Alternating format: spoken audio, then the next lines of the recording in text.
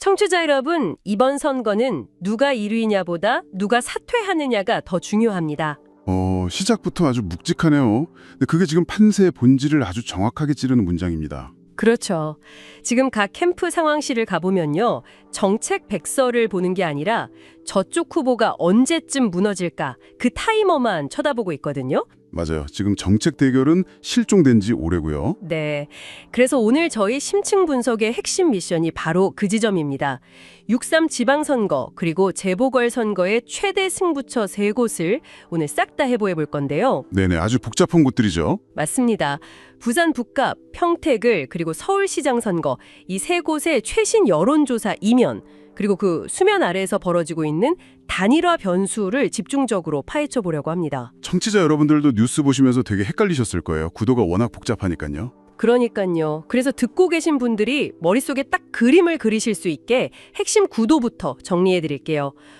부산 북갑은 하정우 대 한동훈, 평택을은 김용남 대 조국, 그리고 서울은 정원호 대 오세훈 이렇게 숨막히는 접전 구도입니다. 이름만 들어도 벌써 막 불꽃이 튀네요.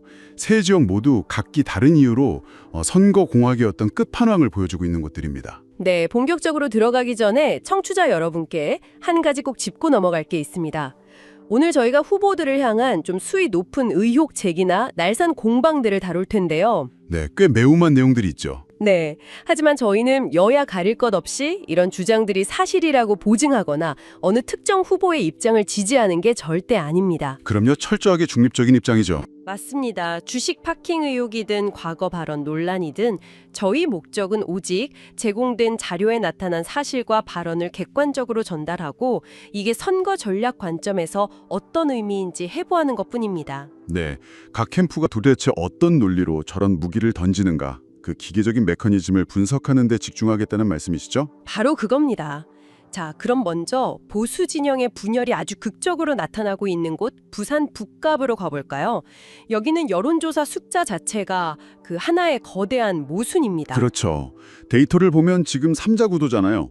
민주당 하정우 후보가 대략 38에서 40% 사이로 일단 선두를 달리고 있습니다. 네, 그리고 무소속 한동훈 후보가 33에서 34%로 아주 바짝 추격하고 있고요. 국민의힘 박민식 후보는 20%대 지지율이 나오더라고요. 여기서 바로 그 선거판의 유령, 단일화 얘기가 나올 수밖에 없는 거예요.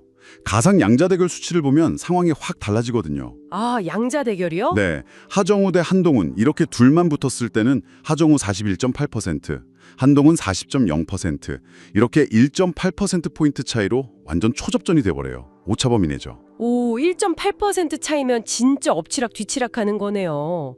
보수 진영 표가 합쳐지기만 하면 승산이 있다는 계산이 탁 떨어지잖아요. 맞아요. 바로 그 수치 때문에 외부에서는 단일화 압박이 엄청난 거죠. 근데 제가 진짜 이해가 안 가는 게 이 부분입니다. 이건 기본적인 게임 이론으로 봐도 너무 이상하잖아요. 두 대의 자동차가 지금 1차선에서 마주보고 전속력으로 달리는데 서로 핸들을 안 꺾어요. 그야말로 치킨 게임이죠. 네, 유권자들 입장에서는 아니 합치면 이기는데 도대체 왜 다 같이 지는 길로 가는 건가? 속이 터지실 텐데 이 맹렬한 싸움의 이면에 도대체 어떤 논리가 있는 겁니까? 이게 참 밖에서 볼 때는 당선이 최고 목표 같지만요. 후보 개인의 정치 생명이나 커리어를 보면 어떻게 지느냐 혹은 이 판에서 누가 끝까지 살아남느냐가 당장의 배지보다 중요할 때가 있거든요. 아, 당선보다 명분이나 생존이 더 중요하다. 네, 제 추측을 빼고 그냥 후보들이 직접 한 날을 보면 이 구조가 아주 명확하게 보입니다. 박민식 후보가 아주 쐐기를 박았어요. 단일화 가능성은 0%다 이렇게요. 0%요? 아예 여질 안 좋네요. 네, 그러면서 한동훈 후보를 향해서 아주 직격탄을 날렸습니다. 북구는 한동훈에게 정치적 재기를 위한 불쏘시개이자 정거장일 뿐이다 라고요. 불쏘시개와 정거장 단어 선택이 엄청 매섭네요. 그러니까 한동훈 후보가 북구를 진심으로 위하는 게 아니라 그냥 중앙 정치로 복귀하기 위한 소모품으로 쓰고 있다는 프레임을 딱 씌운 거네요. 정확합니다. 보수의 진짜 정통성은 나한테 있다는 걸 강하게 어필하는 거죠. 그럼 한동훈 후보는 이런 강공에 대해서 어떻게 반응하고 있습니까? 한동훈 후보 쪽 반응도 되게 흥미로워요. 단일화에 대해서 민심이 이미 길을 내주시고 있다 이렇게 응수했거든요. 잠깐만요. 민심이 길을 내준다? 이거는 그러니까 캠프끼리 테이블에 앉아서 당신 몇 퍼센트, 나 몇 퍼센트 이런 식으로 지분 나누는 인위적인 단일화는 안 하겠다는 거잖아요. 맞습니다. 그냥 투표장 가면 유권자들이 알아서 될 사람한테 표를 몰아줄 거다. 이른바 자연 단일화가 될 거라고 자신하는 거군요. 네, 내가 지지율이 훨씬 높은데 굳이 머리 숙이고 들어가서 협상할 필요가 있냐는 거죠. 그냥 유권자의 전략적 투표를 믿고 가겠다는 전략입니다. 야, 양쪽 다 아주 팽팽하네요. 정치권에서는 이걸 어떻게 보고 있나요? 외부 시선도 거의 회의적이에요. 더불어민주당 정청래 대표 같은 경우는 국민의힘 내부의 그 장동혁 대표와의 갈등을 짚으면서 이건 물리적으로 단일화가 어려울 거다 이렇게 평하기도 했고요. 결국 당권, 대권 같은 아주 거대한 정치공학이 부산이라는 지역구에 그대로 축소판으로 투영된 거네요. 그러니까 서로 물러설 수가 없는 구조인 거죠. 그러니까 정책이나 지역 공약을 얘기할 틈이 없어요. 당장 상대를 주저앉혀야 하니까 아주 치명적인 이슈 공방전만 남은 겁니다. 맞아요. 그 한동훈 후보 측에서 하정우 후보를 상대로 터트린 의혹, 이게 아주 자극적이더라고요. AI 기업 업스테이지 관련 건이었죠. 네, 이해 충돌 그리고 주식 파킹 의혹입니다. 하정우 후보가 AI 수석으로 있을 당시에 본인이 주식을 갖고 있는 업스테이지가 국가대표 모델 사업에 선정된 게 권력남용 아니냐? 이게 첫 번째 공격 포인트고요. 네네. 더 뜨거운 쟁점은 주식 매각 대금이에요. 하 후보가 주당 7만 원짜리 주식을 단돈 100원에 팔았다는 겁니다. 한 후보 측은 이걸 전형적인 주식 파킹이라고 몰아붙이고 있죠. 100원이요? 아니 유권자 입장에서는 7만 원짜리를 100원에 팔았다는 그 숫자 자체가 직관적으로 아이고 뭔가 구리내가 나는데? 이렇게 생각하기 딱 좋잖아요. 그렇죠. 공직을 맡는 동안 주식을 헐값에 넘겨놨다가 나중에 자리에서 내려오면 되찾으려는 꽁수 아니냐 이 논리인 겁니다. 하정우 후보 측은 당연히 가만히 안 있었을 텐데 방어 논리가 뭡니까? 상적이고 흔한 베스팅이라는 계약이라고 반박을 했어요. 아, 베스팅? 네. 그러면서 한동훈 후보를 향해서 스타트업 생태계를 전혀 모르고 하는 소리다. 정치검사 버릇을 아직도 못 고쳤다. 이렇게 아주 강하게 맞받아쳤습니다. 그러니까 그 베스팅이라는 거를 우리 청취자 여러분을 위해서 좀 쉽게 구조를 풀어보자면요. 프로스포츠에서 엄청난 신인한테 100억 원 계약금을 딱 주는데 중간에 팀을 나가버리면 안 되니까 일정 기간을 채워야만 그 권리를 완전히 인정해주는 그런 안전장치 같은 거잖아요. 아주 정확한 비유입니다. 스타트업도 핵심 인재를 도망 못 가게 묶어두려고 그런 액면가 양도 조건을 걸어두는 거거든요. 그러면 한동훈 캠프는 그 복잡한 계약 구조를 뻔히 알면서도 선거 전략상 유권자 귀에 가장 자극적으로 꽂히는 100원이라는 숫자만 딱 떼어내서 공격 프레임을 짠 거네요. 바로 그겁니다. 선거판에서는 그 복잡한 팩트체크보다 단순하고 자극적인 의혹이 훨씬 더 빠르고 넓게 퍼지니까요. 한 후보도 팩트를 지적하니까 정치검사 타령만 하냐며 계속 맞서고 있고요. 와, 부산 북갑은 진짜 누가 더 깊은 상처를 입히느냐. 그 피 튀기는 진흙탕 싸움이네요. 자, 그럼 보수가 이렇게 부산에서 분열과 의혹 제기로 늪에 빠져 있다면 진보 진영은 좀 상황이 다를까요? 다를 리가 있나요? 오히려 더 복잡한 감정 싸움에 갇혀 있다고 봐야 합니다.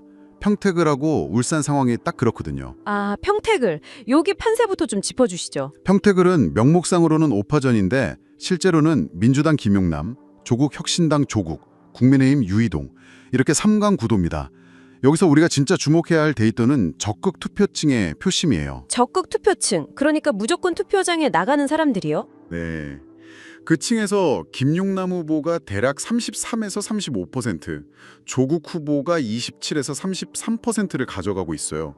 진보 진영 두 후보가 전체 파이의 거의 60% 이상을 놓고 엄청 치열하게 내전을 벌이는 거죠. 그리고 그 뒤를 유이동 후보가 쫓고 있는 거고요.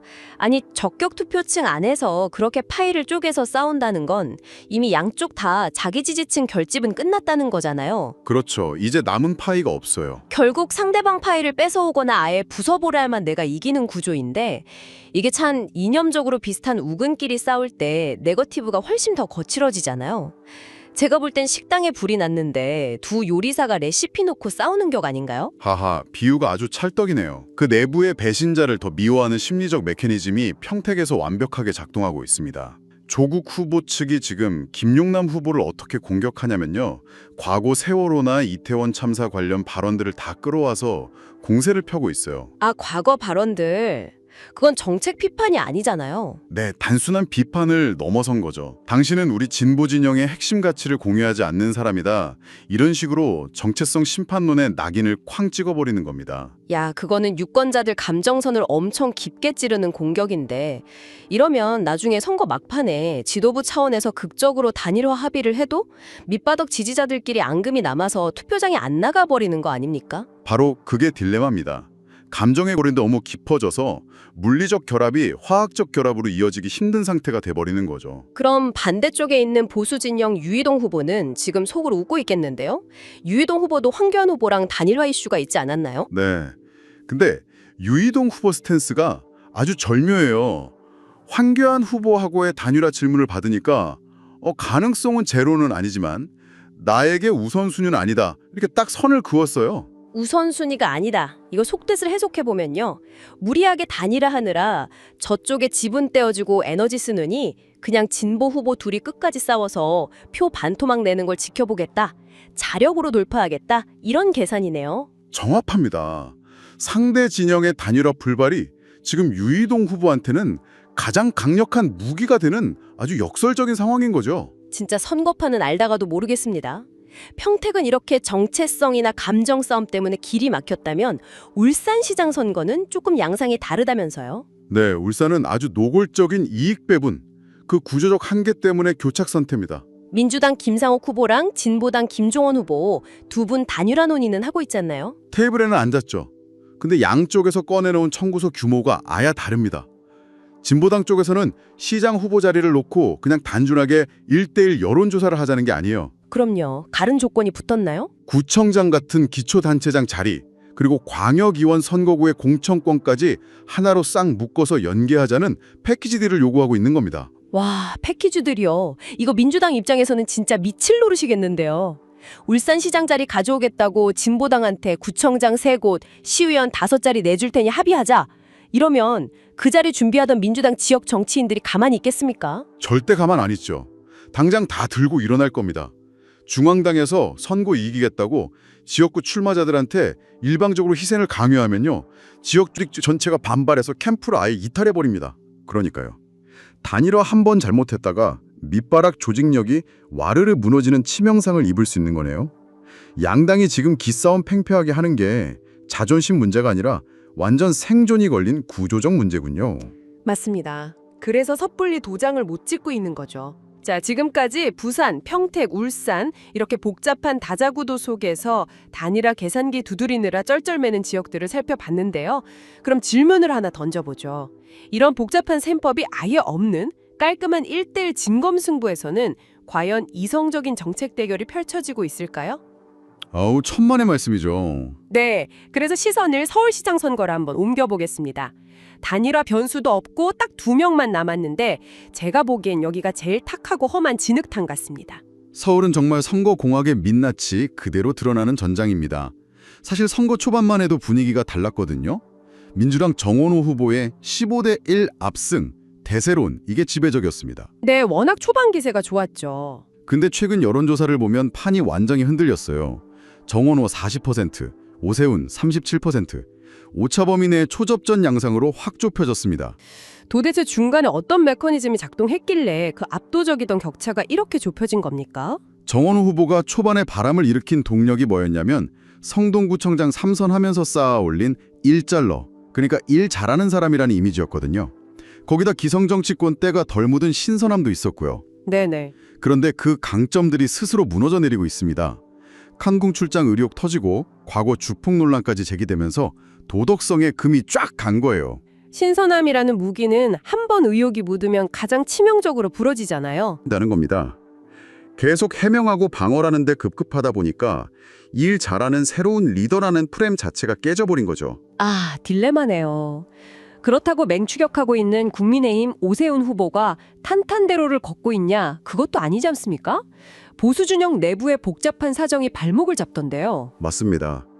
오세훈 후보는 중도 표심을 잡으려고 국민의힘 장동혁 대표 체제하고 약간 거리두기를 시도했어요. 네, 중도 확장 전략이었죠. 근데 이 줄타기가 역효과를 내버렸어요. 강성 보수층이 이탈할 조짐을 보이니까 부랴부랴 집도끼를 다시 챙겨야 하는 아주 난처한 상황에 처한 거죠. 거기다가 민주당 쪽에서 제기한 정책적인 아킬레스건도 하나 터지지 않았습니까? 네, 바로 그 GTX A 삼성역 구간 철근 누락 사태건입니다. 서울시가 국토부에 이 철근 누락 사실을 제대로 보고하지 않았다는 논란이죠. 아, 그 사건. 근데 유권자로서 제가 볼 때는요, 그 보고가 누락됐다는 사실 자체보다 오세훈 후보가 그걸 해명하는 발언이 오히려 민심에 기름을 확 부은 것 같거든요. 아주 정확하게 보셨습니다. 오 후보가 해명하면서 대규모 토목공사에서 흔한 오류다. 그리고 아직 사고가 난 것도 아니다. 약간 이런 뉘앙스로 발언을 했어요. 흔한 오류요? 세상에, 아니 그게 행정 절차상 관료적으로는 맞는 말일지 몰라도 정치적으로는 진짜 최악의 한 수 아닙니까? 스스로 안전불감증 프레임 안으로 걸어 들어간 거잖아요. 그러니까요. 이게 정무적 판단의 완전한 실패인 거죠. 철근이 빠졌다는 사실, 그리고 서울시장이 그걸 흔한 일로 취급하는 그 태도, 여기서 엄청난 공포랑 분노를 느끼는 거란 말이죠. 맞습니다. 그 분노의 감전이 표심을 확 흔들어 놓는 거고요. 근데 전문가님, 이 지점에서 제가 시청자 관점으로 진짜 꼭 여쭤보고 싶은 게 있습니다. 제가 요즘 유튜브를 켜면요, 방금 말씀하신 오세훈 후보의 흔한 오류 발언이나 정원우 후보의 그 논란들이 30초짜리 쇼츠 영상으로 미친 듯이 쏟아져 나와요. 아, 쇼츠 지옥이죠, 요즘. 네, 앞뒤 맥락은 싹둑 다 자르고 딱 그 자극적인 말실수 순간만 무한 반복되거든요. 정치는 온데간데 없고 흠집내기만 가득한데 과연 이런 짧고 극단적인 네거티브 영상이 진짜 유권자 표심을 움직이긴 하는 겁니까? 이게 참 무서운 현상인데요. 선거 캠프들이 왜 정책 백서 안 만들고 쇼츠에 예산을 쏟아붓는지 그 알고리즘의 메커니즘을 뜯어봐야 합니다. 아, 메커니즘이 따로 있나요? 쇼츠의 본질은 정보 전달이 아니에요. 감정의 증폭입니다. 캠프 입장에서 이런 네거티브 쇼츠는 우리 지지층을 투표장으로 끌고 나오는 가장 가성비가 훌륭한 무기거든요. 아, 상대방을 조롱하면서 내 편한테 도파민을 주는 거군요. 맞아요. 빠르고 강렬한 분노를 줘서 집토끼를 결집시키는 데는 엄청난 효과를 발휘합니다. 하지만 부작용도 만만치 않을 것 같은데요. 정치에 별 관심 없는 중도층 유권자들이 그런 조롱 섞인 영상을 계속 보면요. 아유, 양쪽 다 똑같이 최악이네 이러면서 아예 투표장 밖으로 나가버리지 않을까요? 바로 그게 캠프 전략가들이 노리는 진짜 목적일 수도 있습니다. 네, 투표를 안 하게 만드는 게 목적이라고요? 네, 극단적인 네거티브가 넘쳐나면 중도층은 정치적 피로감에 압도당해서 냉소주의에 빠집니다.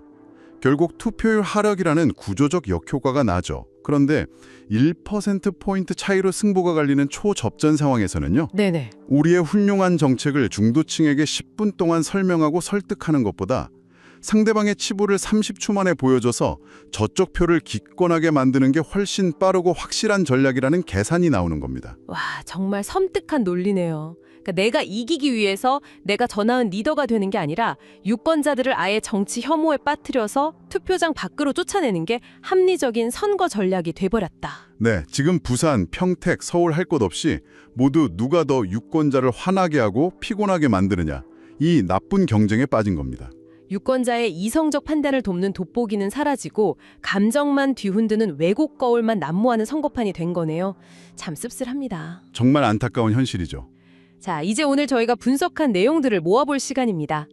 청취자 여러분, 오늘 저희가 해부해본 6.3 지방선거와 재보궐선거의 핵심 격전지들 어떻게 들으셨습니까? 들으시면서 참 답답하셨을 거예요. 네, 안타깝게도 지금 이 선거판을 지배하고 있는 건 우리의 삶을 어떻게 바꿀 것인가에 대한 고민이 전혀 아닙니다. 베스팅이냐 주식 파킹이냐 따지는 법적 공방, 기초의원 자리 몇 개를 떼어줄지 계산하는 지분 거래표. 그리고 맥락 없이 상대 숨통만 끊으려 드는 30초짜리 네거티브 쇼츠 영상들이죠. 맞습니다. 후보들이 자신의 비전을 증명해야 할 그 황금 같은 시간들이 내 편 가르는 이분법적 진영 논리랑 소모적인 헐뜯기 속에서 무참히 버려지고 있습니다. 유권자 입장에서는 정말 화가 날 수밖에 없는 상황입니다. 네, 그래서 저희는 이 심층 분석을 마무리하면서 청취자 여러분께 이런 도발적인 질문을 하나 던지고 싶습니다. 스마트폰 화면 속에서 끊임없이 재생되는 저자극적인 소음들을 걷어내고 나면 과연 무엇이 남을까요? 네, 한 번쯤 꼭 생각해봐야 할 문제죠. 치솟는 주거비, 아이들의 안전, 매일 겪는 출퇴근의 고단함, 진영 논리에 가려져 우리가 진짜 놓치고 있는 우리 동네의 진짜 문제들 말입니다. 이걸 해결할 메커니즘을 가진 진짜 리더는 누구입니까? 캠프들은 네거티브로 여러분의 감정을 조종해서 투표를 포기하게 만들려 할지 모릅니다. 하지만 이 소음들, 이 흙탕물 속에서 진짜 리더를 가려내는 날카로운 안목은 결국 유권자인 여러분의 몫입니다. 맞습니다. 그 어떤 자극적인 쇼츠 알고리즘도, 그 어떤 치밀한 단일화 개선기도 결국 투표소 안에서 유권자가 찍는 그 도장의 무게를 이길 수는 없으니까요.